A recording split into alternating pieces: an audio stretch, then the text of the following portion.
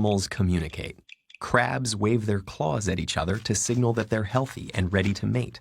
Cuttlefish use pigmented skin cells called chromatophores to create patterns on their skin that act as camouflage or warnings to rivals. Honeybees perform complex dances to let other bees know the location and quality of a food source. All of these animals have impressive communication systems, but do they have language? To answer that question, we can look at 4 specific qualities that are often associated with language: discreteness, grammar, productivity, and displacement. Discreteness means that there is a set of individual units, such as sounds or words, that can be combined to communicate new ideas. Like a set of refrigerator poetry magnets you can rearrange to create different phrases. Grammar provides a system of rules that tells you how to combine those individual units.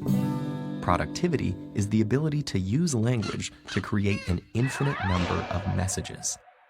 And displacement is the ability to talk about things that aren't right in front of you, such as past, future, or fictional events. So, does animal communication exhibit any of these qualities? For crabs and cuttlefish, the answer is no. They don't combine their signals in creative ways. Those signals also don't have to be in a grammatical order. And they only communicate current conditions, like I am healthy or I am poisonous. But some animals actually do display some of these properties. Bees use the moves, angle, duration, and intensity of their waggle dance to describe the location and richness of a food source. That source is outside the hive, so they exhibit the property of displacement. They share that language trait with prairie dogs, which live in towns of thousands and are hunted by coyotes, hawks, badgers, snakes, and humans.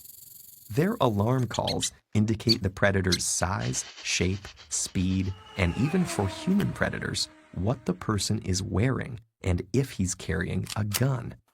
Great apes like chimps and gorillas are great communicators too. Some have even learned a modified sign language. A chimpanzee named Washoe demonstrated discreteness by combining multiple signs into original phrases, like please open, hurry. Coco, a female gorilla who understands more than 1,000 signs and around 2,000 words of spoken English, referred to a beloved kitten that had died.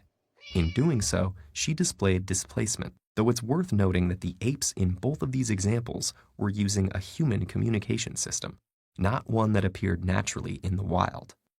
There are many other examples of sophisticated animal communication, such as in dolphins, which use whistles to identify age, location, names, and gender. They can also understand some grammar in a gestural language researchers use to communicate with them.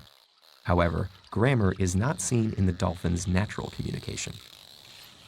While these communication systems may have some of the qualities of language we've identified, none display all 4. Even Washoe and Coco's impressive abilities are still outpaced by the language skills of most 3-year-old humans. And animals' topics of conversation are usually limited. Bees talk about food, prairie dogs talk about predators, and crabs talk about themselves. Human language stands alone due to the powerful combination of grammar and productivity on top of discreteness and displacement. The human brain can take a finite number of elements and create an infinite number of messages. We can craft and understand complex sentences, as well as words that have never been spoken before. We can use language to communicate about an endless range of subjects, talk about imaginary things, and even lie. Research continues to reveal more and more about animal communication. It may turn out that human language and animal communication aren't entirely different, but exist on a continuum. After all, we are all animals.